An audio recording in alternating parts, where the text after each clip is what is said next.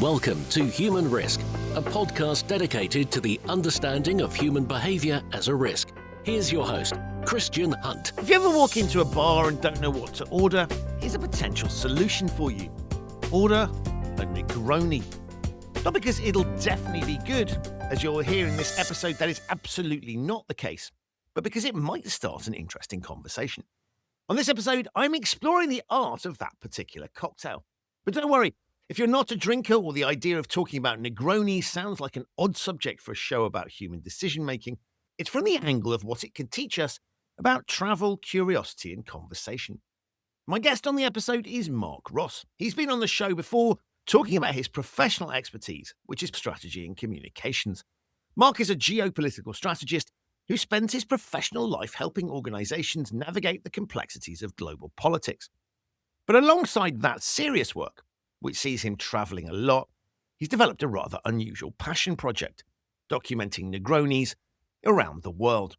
Whether he's in an elegant cocktail bar or a charmless airport lounge, Marc takes the risk of ordering a Negroni, photographing it, recording the ingredients when he can, and has turned the whole experience into a magazine-style project called 50 Negronis.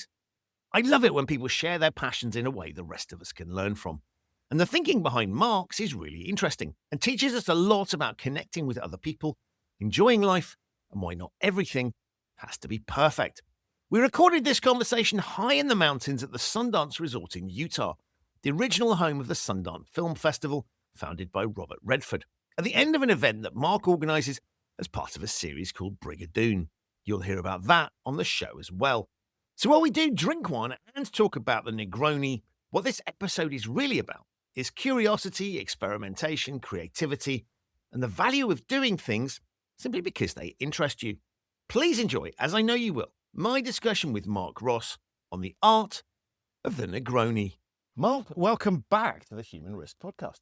Christian, thanks for having me. I am really excited to have you, and we are sat in a very unusual location for recording a podcast. So before we talk about what we're going to talk about, tell my listeners where we are and what we're doing here. We are, I'm guessing at 7,000 feet above sea level. We're in Sundance, Utah, at the Sundance Mountain Resort, and we actually find ourselves in a very eclectic, funky, Wild West house called Owl Spirit. We're at the tail end. We're at the conclusion of Brigadoon, which is a multi-day event. Essentially, it's a series of conversations with folks shaping commerce and culture. We also show a documentary. We have some other discussions. We have some cocktails, and we have some great meals. And yeah, that's the gist. And you were one of the highlight speakers. You kicked it off on Monday morning. Amazing. Well, thank you. Well, it got better from there. But thank you for inviting me. It's been excellent. And the reason I wanted to get you back on the show is obviously to talk about that. And this Brigadoon event is one of many. So just give us a sense of what other things you do. Yeah, I mean, I'll just talk a little bit about Brigadoon. The idea is, can we get some weird, interesting people together? We do a multi-day event in Scotland. We do this 3-day event here in Utah. We do a series of salon dinners. And the cool thing about it, there's no name tags, there's no PowerPoints, there's no panels. It's just, really focused on conversation. I use it in some ways as a think tank for myself.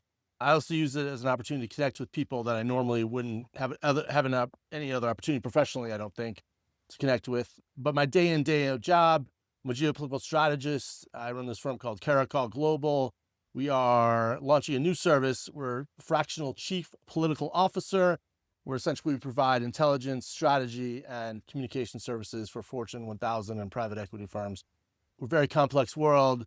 We're trying to help people navigate it. And my background is much more in U.S. politics, but I have an understanding of globalization. So we try to keep people focused. It's a very short-term political environment we're operating in. It's very exciting in many ways, but it's also very challenging. So we're trying to help people navigate it. Amazing. And in your hand, you're about to have, and I have one in my hand, a glass containing some sort of red liquid. Cheers. Which is what we're here to talk about. So tell us what we have in our hand, and then we'll come on and talk about why you're interested in it and why you've written a book on it. We have a Negroni in our hand, which was named after Count Negroni. It was an actual individual, quite a swashbuckling individual in the 1800s.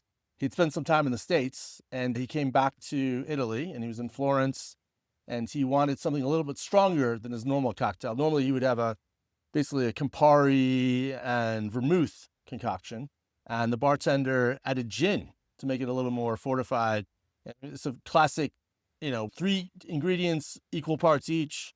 And it's kind of revolutionized, I would say, the world. It's an amazing cocktail. I think what's fun about it is there are thousands of gins, there are thousands of vermouths. Campari tends to be the main bitter that kind of drives the cocktail. And what's exciting about this particular cocktail is we were drinking Campari from the 1970s, which is a ancient formula, and we just opened a bottle that hasn't been opened in 50 years. So here we are. Wow. And okay, so you could have picked any drink to be excited about. What was it that got you excited about Negronis? I didn't really discover this cocktail until 2018. I was in El Pelicano, amazing resort on the Mediterranean, Italy, slim errands, super sexy, everybody's beautiful.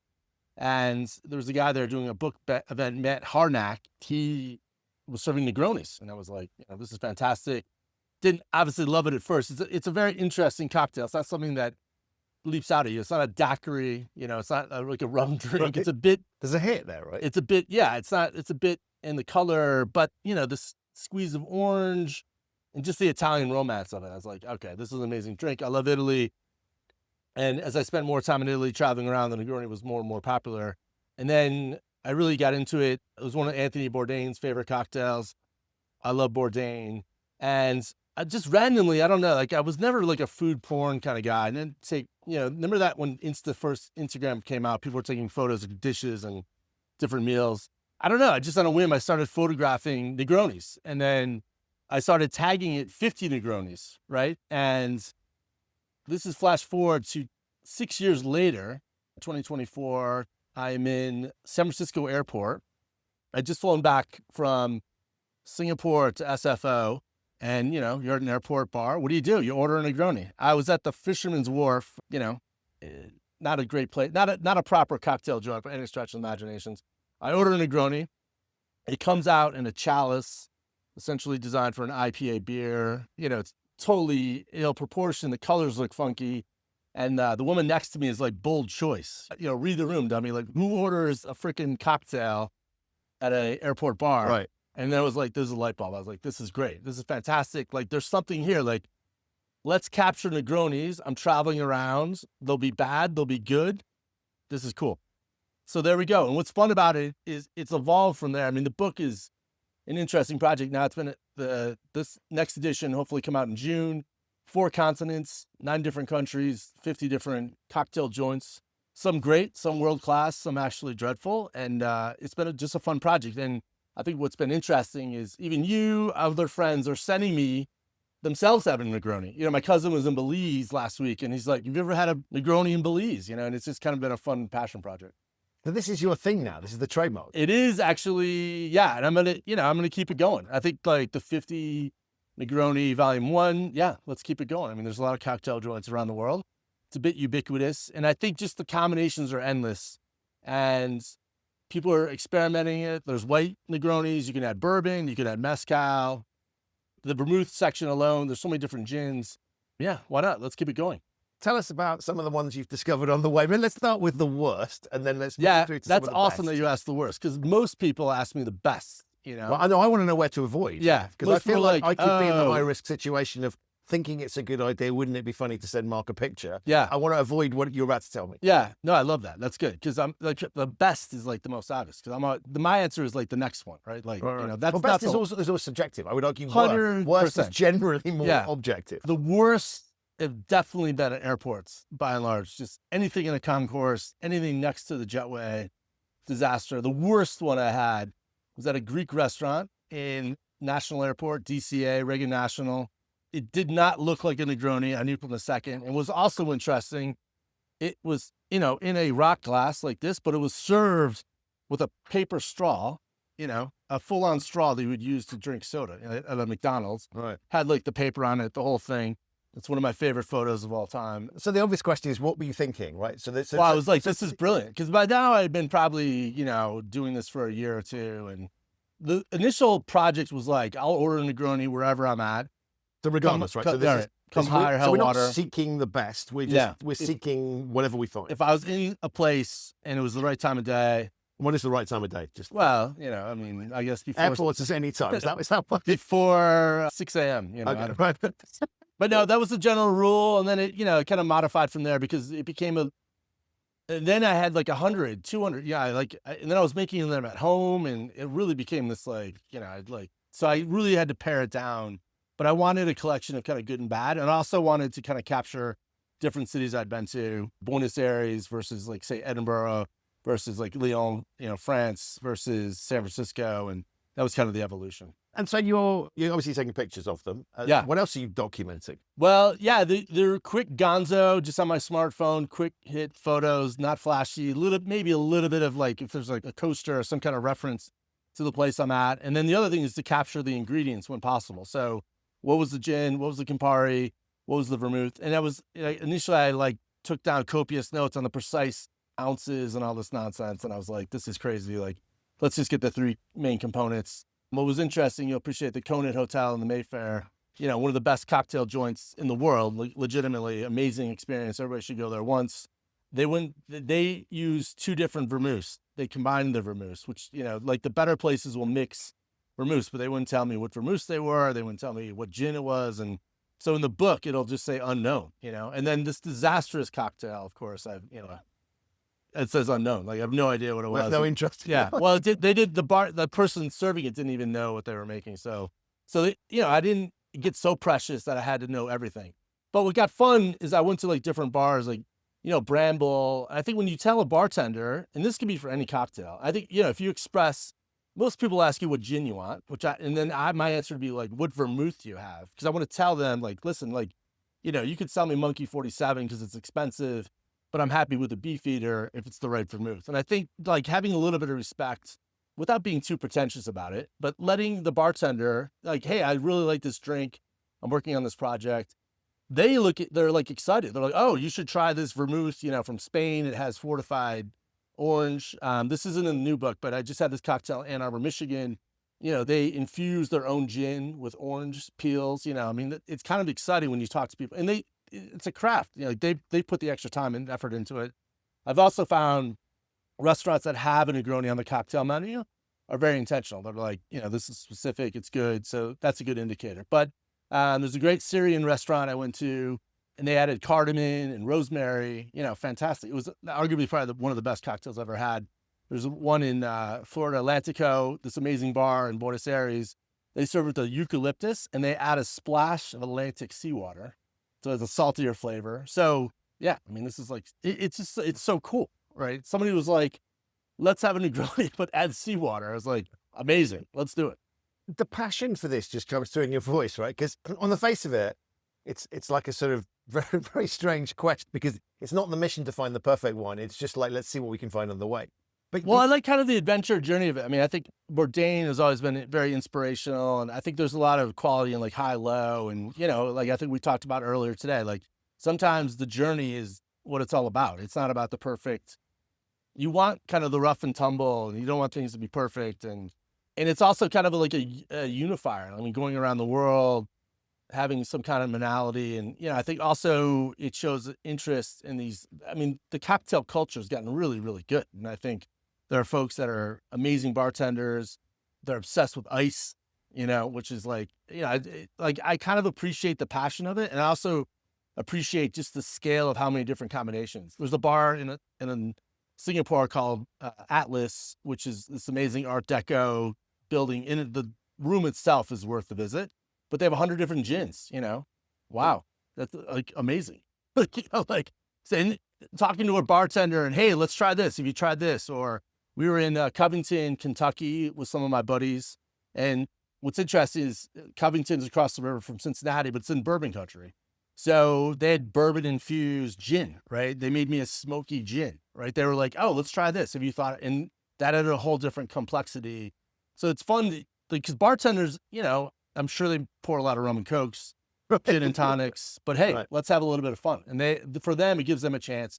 And one of the things I like to do, especially if it's a new drink, I was like, hey, have you tried this? I show a little respect to the bartender and say, hey, do you want a sip, or do you want to have a quick, straw to taste it, as well, if you're trying something new. And I think that shows a little bit of respect for their craft. So I come back to it's a really, I love it because the passion just comes through, but this is a really interesting thing for you.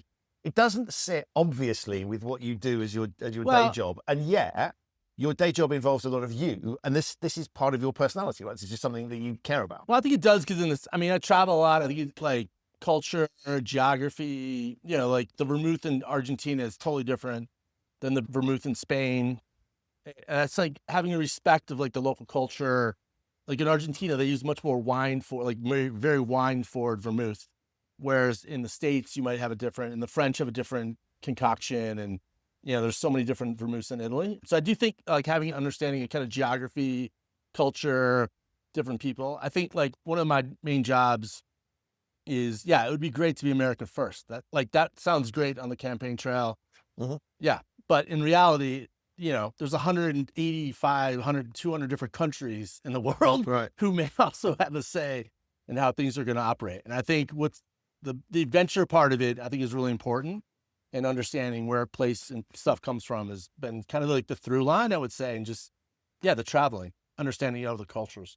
And what have you learned by the documenting process? Because it's one thing kind of going, I will go into a bar and I'll enjoy the experience. But you're kind of, there is a sort of documenting element, which is where the books come from. What have you learned in that process? Because I sometimes feel sheepishly embarrassed because, especially some of my friends are like, oh, okay, dude, another freaking photo, and I try to like, I don't want to be so obnoxious, but I like pull out my phone and we could be, having a romantic evening with my girlfriend. And I'm like, sorry, babe, let me take this stupid photo. You look beautiful, but I need to take this photo. So there's a bit of like that. But I think for me, I don't want to be too precious with the photos. I literally maybe there'll be a little bit of editing, but it's just on the smartphone, portrait mode, boom, let's go. And not being too precious about it, I also think makes it kind of fun. Because at the end of the day, it's a freaking cocktail, man. Like, right. I'm not solving cancer. I'm not figuring out how to get, men to Mars. I'm just documenting. But I was intrigued by the comment that you started out to be quite detailed about. Yeah. You stepped away from that. And I think that's kind of interesting because it's slightly counterintuitive because you would expect you're writing you're not even writing the definitive guide, right? No, it's not a guide. It's sort of, there's no points. It's like random. It's like, there's a great bar in Silver Plume, Colorado called Bread. And there's like places I really love, like Johnny's, you'll like this story. So Johnny's Bar in Cleveland is in Fulton. And it's just one of my favorite restaurants in the world. It's not the best restaurant. It's not even really that great. The cocktail wasn't that great, but it's just like, I love this place. And we got this, I don't know how true this is, but the urban myth is we met Keanu Reeves in the hotel lobby. This is when he was in his band Dog Star. My friend chatted him up. Chad, to this day, believes that Keanu Reeves called the restaurant and got us a table, which I think is complete rubbish. But anyways, I do remember him telling us to go to that restaurant. Right. We show up there and have a great evening. So part of it was also like, listen, I like this place. And they have a Negroni. Cool, let's do it. So it's a combination of like seeking great places, but also like, hey, I really like this place and I want to share my story and like there's a cool background. And if you're in Cleveland, you should check this place out. Hence the details don't matter so much, right? Yeah, it became like, vibe. Yeah. And it also became a little, I lost track too. Like some nights I didn't get it. And I was also like. Unsurprisingly, if you've been sampling lots of. Well, there's that too. And then also, bartenders are busy or like it wasn't exact. And I was also like, why am I being so precious about this? Like, let's just have fun. Let's put it together. And it's really more about the adventure. It's more about the travel than it is the actual cocktail. And so the 50 are done. Yeah. Are you keeping count beyond that? Yeah. So we're up to like another, already 35. Yeah. And is there an ultimate target or? Well, I want to keep going with just keep going with the volumes. I mean, and I think where I could get really ambitious, like there's no reason you couldn't do 50 cheeseburgers, 50 double espressos, 50 donuts. I mean, I don't know. Maybe I'll own all the 50 whatever in the world. Also, here's what I'll say too. I think I have a background. I used to work at this trade association. We had like a monthly magazine and I got to know a little bit about print.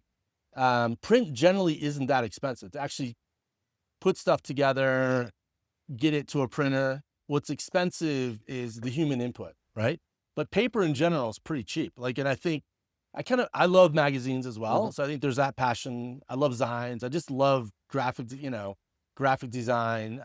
So there's a bit of element around that. Like it'd be fun just to have some kind of magazine and also experiment. I think when you're a communicator and you work in this space, it's helpful to be a practitioner. Right. Like actually have some kind of product, if you're ghostwriting, it'd be really great if you're writing yourself. If you claim to be an organizer of people, be really great if you put together your own event and also use it as your own kind of test kitchen, kind of try out different ideas. So this is kind of the Negroni party. Yeah. I mean, Right. it's kind of like the fun part. And what's been fun is people have gravitated toward, and maybe it is the passion that I have around it, but it's also a great way to start any kind of cocktail party. And if you have friends come over and you can pre-batch them, play some cool Italian jazz in the background and kick off a good evening. See, I have a theory that in many respects, the drink is kind of incidental, because I think this is about you bringing your personality to bear, right? And the Negroni is just a vehicle for that. Yeah, I don't know. I haven't thought about that. I mean, I don't would I capture 50 hotels? I don't know. I kind of love travel shows. We're a good friend, Joe Fraterini, the wine show, which I thought was absolutely fantastic. Him doing these random bits, and, he's super talented, and you get to learn a lot about geography and history. Yeah, I don't know. Did I find the Negroni, or did the Negroni find me? And so you're clearly not a fundamentalist on this, right? Very open to new ways of doing things and experimenting. I think there's too many people that are too precious. Like, I'm a big believer in hitting send. One of the lines I like to use, Jay-Z's "On to the next one." Listen, if you're good, you're going to get interviewed, and not every interview is going to be great, but if you're good, you're going to have another interview. So, and I think, but like you and me write a lot. You are very prolific. Not every post gets 1,000 views. Some care, right? Yeah, it doesn't matter, but it's the discipline. It's like, put it out there, on to the next one. I want to express myself, have an outlet. I think people get too precious about stuff, and it's just a cocktail book. I'm not. So I don't know why are we taking things so seriously? Let's have some fun. Right, and it's kind of like you can like it or not like it, right? Yeah, a little exactly. bit like the drink, right? This is not about trying to own the space or definitive guide or anything else. This is just a passion project, right? And I'll put it out there, and people will love it or they won't. Yeah, but that doesn't matter. Doesn't matter. Yeah, it's not life or death. Yeah, sure, it'd be fun to do some stuff, travel, get invited. Sure. But if that happens, doesn't and I think it's also an opportunity for me to be creative and get outside of the way and do kind of other things. Like, I think, again, what's been interesting about the internet, smartphones, printing, all the tools are there. It's just a matter, what I think as an individual, using different internet web-based tools, assembling it, being creative, you can make a lot of stuff happen. And I think the means of production have been so democratized. It's really exciting. Why can't I record an album? Why can't I make a movie? Why can't I write a book on Negronis? And I guess as you're doing it, and I find this, you reference on my social media stuff, for example, I find it super interesting. You just do it. And if you do it in an interesting way, you learn stuff. Right? Yeah. In a way that you wouldn't otherwise. Right. Right. So the exercise of thinking it through, and it's almost like it doesn't matter what the book looks like or what's in it, or you've gone through the process of thinking, I've discovered something that I'm interested enough to capture images, to talk about, and therefore I might as well put that somewhere. Well, that lends itself naturally to a book because it's a visually rich thing.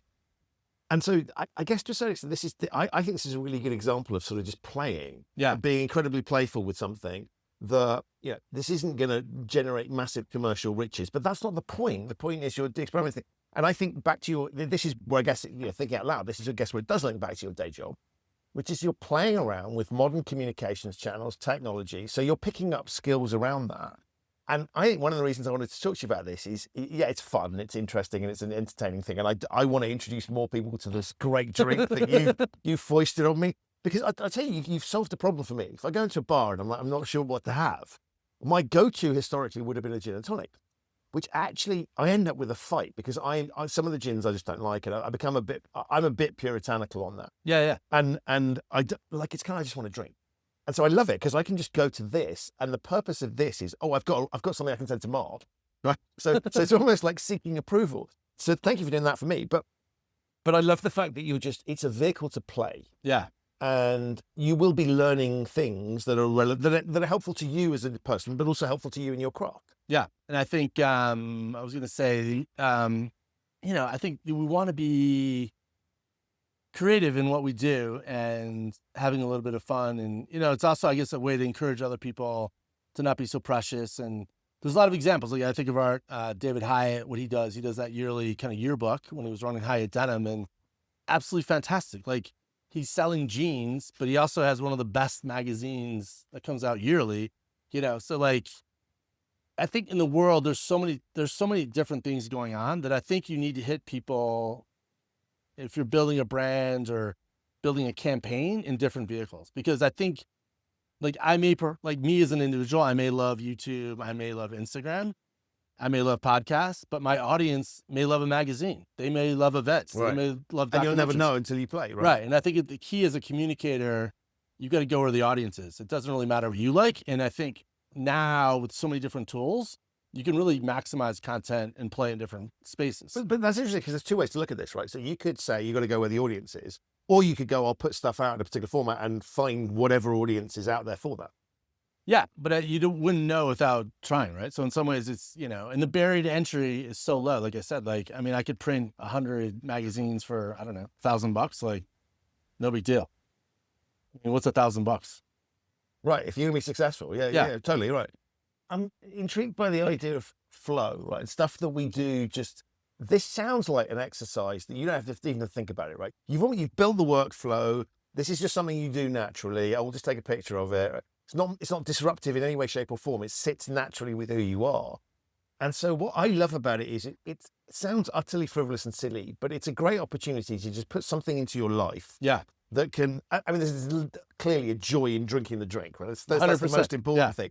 But these other things, it's a lovely way of kind of fitting, how would I define it? Like training, experience, testing things into the normal flow of being Marc Ross. Yeah, because I think I'm very inspired by kind of musicians, like rock and roll bands, because I think about the Beatles going to Hamburg. We talked about that. One of my favorite sayings is go to Hamburg, like get in the reps. You're not going to be great on day one, but go play at strip clubs, go play at some crazy bar, get in the reps, get better, like have some weird drinks, make a magazine, like who cares, Then I think about just the Police. When they started out, they just had three members. For younger listeners, this is a band, not the law. Oh, here we go. Yeah.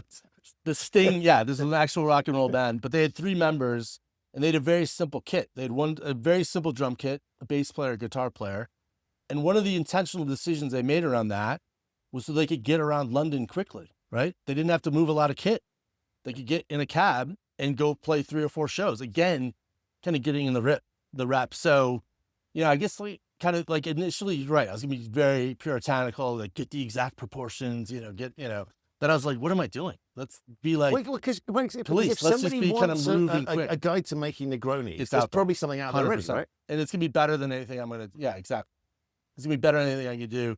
It's gonna look better photographs, and that's great, but I'm not interested in that space. I think sometimes I'm interested in kind of moving quick, being gonzo, having fun, being like the Police, running around London, playing a bunch of gigs in one night. So this is kind of minimal viable product logic, right? Yeah, 100%. Yeah, low entry, like I'm not like putting a rocket into space. Like the amount of CapEx necessary, I don't know. Let's say I've spent $10,000-$20,000 on travel, whatever the number is. Yeah. The printing is minimal, but the adventure's been fun. Yeah, it's not a crazy amount of money, right? And it's a creative outlet. It's fun. It gives you understanding. You meet other people. What's been fun too is, people text me, hey, madam, having a party tonight. What gin should I serve? What vermouth should I look out for? And that's kind of fun. And that's the key bit here. I think there's just this underlying joy that is just something, and it's incredibly simple, right? It takes minutes to make. We're not talking about cooking that could take hours or painting or something.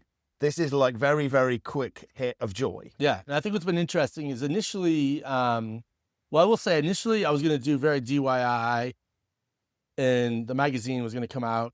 I actually intended to bring it here, but I had 2 friends that were like, man, this is good, but it could be better. Initially I was like, okay, then I talked to somebody else and they're like, this is really smart. Like let's just step back a bit. Let's update the graphics, right? Figure out the font. Think about this a little more strategically, which was interesting because seeking that, and that became from a professional kind of magazine publisher. She was like, listen, this is good. You can make it better.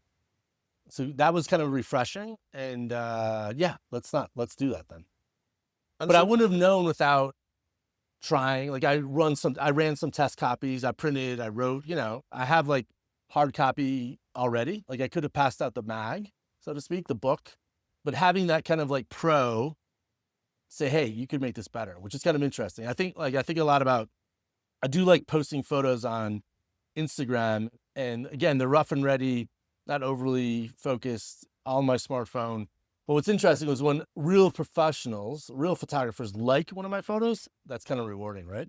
So sometimes it's good to kind of get in that space without it being so intentional either way. But it's nice to hear from other people that are in the space saying, hey man, this is good, let's make it better. And turn it round and put your normal day job lens on this exercise. Is this something you would advise a politician to do? Well, 100%. I think like most of my experience with politicians, there's 99 counties in Iowa. I've been to 97. Most people think a presidential campaign is, sold out arena, 20,000 people. Most presidential campaigns start in, Dodge City, Iowa, at some diner with 20 people, we had the lieutenant governor here of Oklahoma, he's spoken to very fancy people. He's also been at diners, and that's kind of the nature of democracy. Like when I did that campaign with William Hague, we were in London, but we're also in Blackpool. We're also in, Birmingham. We're also in Sunderland, that's kind of the reality of politics. It's not one of my other favorite. There's a band I love called the Tragically Hip, and they have a song, it can't be Nashville every night, Some nights it's Stockton, California, right? Even comedians have the same thing. Like, sure, you'd love to sell out the Royal Albert Hall or, the Wembley Arena. But by the way, some nights you're going to be in Cardiff, some nights you're going to be in Leeds, some nights you're going to be, in some godforsaken part of England or in Glasgow, people, so there's also that part of it, like getting in the reps. And I think being a communicator requires you to kind of experiment and have some fun. And so if you're advising a politician, what elements of this would be a good thing for them to pick up? I'm not saying they would publish a magazine, but like you've gone out there with a passion. I think the three I would say to them is, and this is anybody who wants to do really well at communications, I think you just don't be so precious. Take chances, like what you're doing around the comedy festival. Fantastic. Who the hell knows what's going to happen? It's probably going to be great, but it could be a disaster. So don't be so afraid. Don't be so precious. Think like, hey, you can try something else. On to the next one. And don't take things too seriously. The world generally is a pretty happy place, regardless of it's even happier when you have a couple of Negronis, I can tell you. Exactly. Right? So I think that would be the, if you want to make a difference, ultimately you've got to communicate your ideas. And to be a good communicator, you're going to have to be in the trenches. You're going to have to do some fun stuff. It can't be Nashville every night. It's not always going to be beautiful, but the consistency, the focus, the intentionality makes you a good communicator. And this sort of hobby, which I guess it is a hobby, right? Yeah. Until Campari, buys me out and flies me around on their jet and I'm in Ibiza, or something. But yeah, it's definitely a hobby. Which is pretty close to happening, right? Yeah, I'm sure my agent is standing by for negotiation. But if we call this a hobby, I guess what you're pointing towards is there are lots of politicians that are kind of boring, have nothing to them, no sort of soulless in some respects. Have some personality. Right. Show some, that's a great analogy. So I thought about Kamala Harris. I thought one of the best things she did during the campaign, she went to a sneaker shop and she bought some Chuck Taylors and her personality came through. Fantastic. She's like a real person. I wear Converse sneakers, most of the time though, rigid, tough, dealing with these hard issues, be human, I think about the best politicians, if you think about Blair versus Hague, Blair's wearing jeans walking into Downing Street, carrying a guitar. Pretty freaking cool. William Hague. Authentically. Yeah. Right. That's him. Whereas William Hague, I remember we were in, brilliant guy, well-educated, probably would have been a fine prime minister. He's married to a Welsh woman.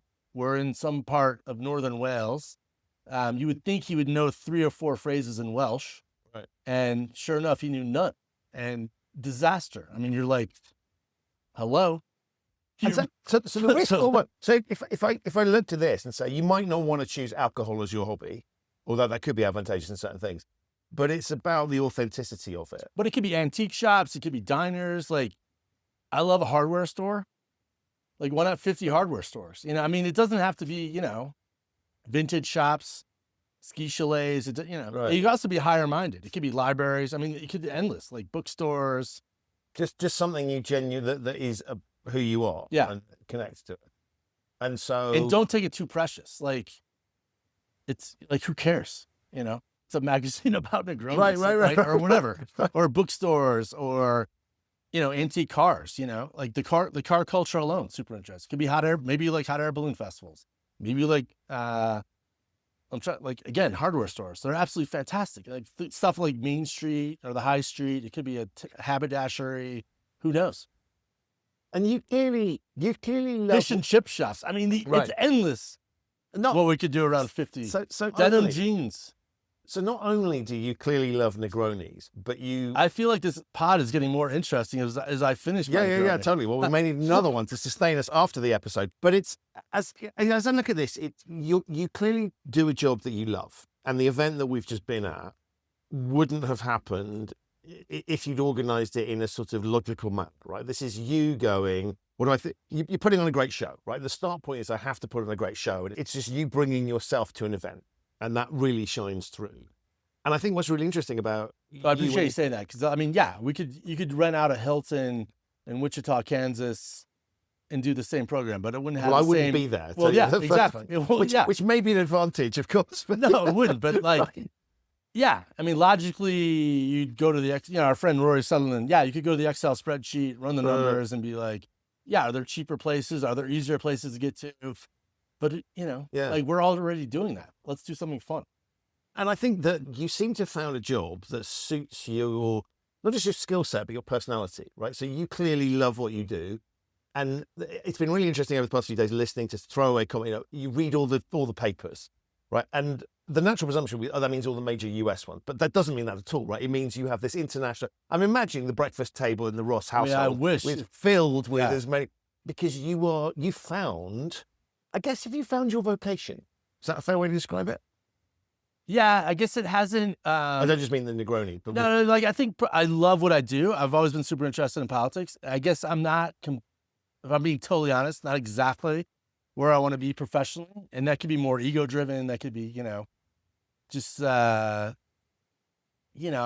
fairly ambitious, right? But I think I was thinking about this, like part of business is staying in business long enough until like you hit a home run, right? Or like the other day I listened to this podcast, and this woman, I just discovered this podcast, right? And I was like, this is brilliant. Where's this podcast? And she's like, this is the 601st episode, right? Like, I've got a show like to catch up. Well, exactly. And I was like, what if she gave up at like 590, And that was, you know what I mean? Like, what if she threw in the towel? Right. So part of it is like, stay in the game and have fun and don't take it too seriously. And I think having the fun is like kind of the key. But like money's going to come and go, right? Yeah. But are you having fun? Are you working with interesting people? One of the things you said this week, like if you're self-employed, be self-employed. Don't be employed. You're allowed to, fly across the country, fly across an ocean, end up in Utah. You can do conventionally stupid things. Right? Yeah. Like, because you take a different kind of risk. Yeah. And that's what I think is interesting about you is you're one of the people that I love having in my network of friends that I can just talk to and learn from, because I think you, in the nicest possible way, you don't give a shit, right? You don't care. No, but you care massively about what you do and you're professional, but you don't care that much about, ironically for what you do, you care less about what people think. Yeah. Because you just recognize that to bring the best of you means not being influenced by things that you shouldn't be influenced by. Well, I also think, I'm well educated, not as well educated as you, but I'm well educated. My parents spent a lot of time and energy, resources. In some ways I should be doing this. I think there's a phrase in DC, star effer wall, right? Like a star fucker wall, where you walk into somebody's office and they have all the necessary photos of every hotshot politician they met with. And I'm like, yeah, you're in DC, dude. Like, of course you should know the charge. I mean, that's the barrier to entry, right? That's like, of course. I mean, like, hello. And I think you may have said something too about so there's that part of it where, yeah, we're here. I think one of my favorite things when I first got to DC, you meet people that it's a very credential driven place. The running joke about, how do you know somebody went to Harvard? They'll tell you, right, immediately. Right. And, listen, we'd be at a meeting and, okay, you went to Harvard. Great. We're at the same table, dude. Like, Do you want to get that? We ended up at the same place. So like, I'm sure Harvard was great. And it sounds like it was an amazing experience, but we're at the same place. So do you want to get down to business and make some magic or what? But you've reminded me of something that I don't think you necessarily consciously did, but came out this week was we didn't have long-winded intros as to who people were, right? You kind of went, this is enough of a picture to know where they've been invited. But the point of having people speaking at this event, and I've been doing this in my process. When I first started out, it was like, I must explain to people exactly. I almost must I might as well snapshot my LinkedIn profile, right? And I realized it was exactly what you just talked about. It was this kind of like, you must listen to me because of what I've done. And I've realized with hindsight, that's nonsense, right? That people shouldn't be listening to you because of what you once were. It's listen to me because I'm telling you something interesting, regardless of whether. And maybe if you're that interested in it, we can get to the point of how I got there. Yeah. At a later stage. That doesn't matter. And so, also, I assume like somebody is there's some quality control that's right. happened, right? There's some editor. There's some like, yeah. I think a lot about magazines again. Like, say you subscribe to Monocle, or The Economist, or whatever your favorite magazine is. I'm like paying Monocle because there's a team there who's like, I'm trusting them to send me content I want, right? So going to a conference, same kind of thing. And titles are interesting. This definitely came up over the last few days where I think it was you. Like, people are calling you because of the title. They're not calling you because of you, you know? Yeah. And that happens a lot in DC where, nobody's calling me. Well, yeah, you're no longer the Deputy Secretary of Commerce. You're now a normal. Right. You're like everybody else. So how are you going to stand out? And I think that's kind of a necessary reminder. Again, so then how do you be creative? How do you get in front of people in different ways? One of my favorite maxims about communications is high-low. Of course, it'd be great to be in the Wall Street Journal. It would be great to be in the Times of London. It would be great to be in the Straits Times, out of Singapore. But sometimes you should be in the Detroit Free Press. Sometimes you should be in the Blackpool Herald, or, like that high-low kind of approach is super important. And I think there's too many people, whether insecurity or whatever, that they only perceive themselves that they can only be in the elite. But sometimes if you're going to be really good and make a difference, you have to be high-low. Right. Yeah. Sometimes you have to be in a diner, and sometimes you have to be in the Waldorf Astoria.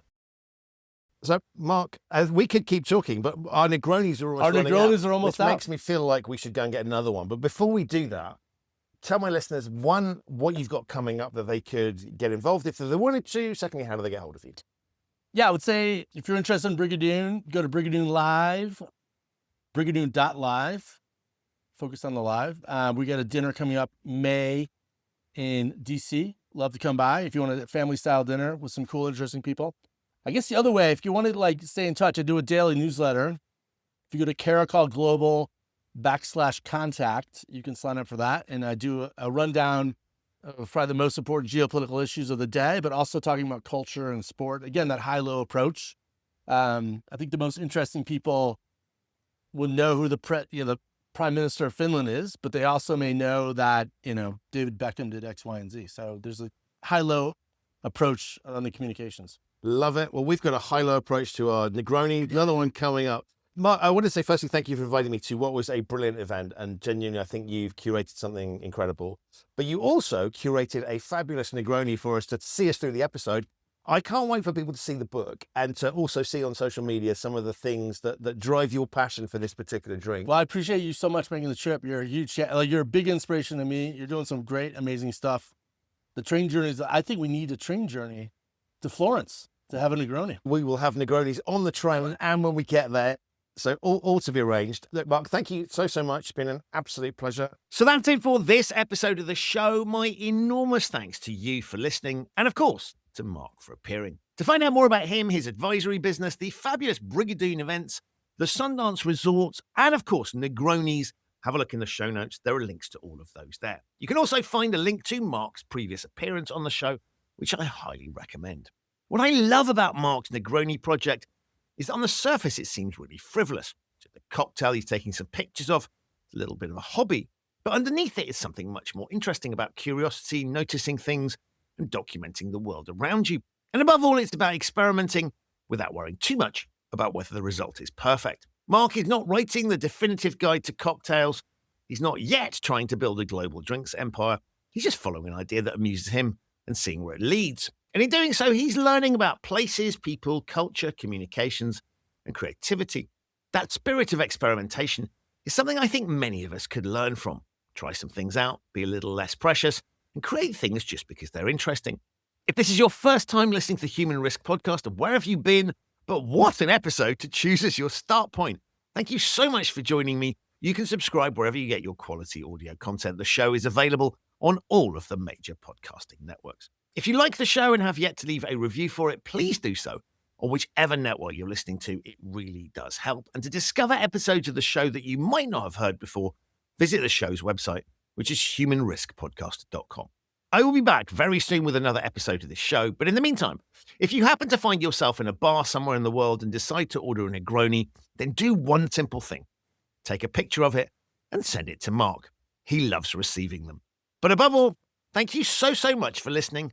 I'm off to grab a Negroni.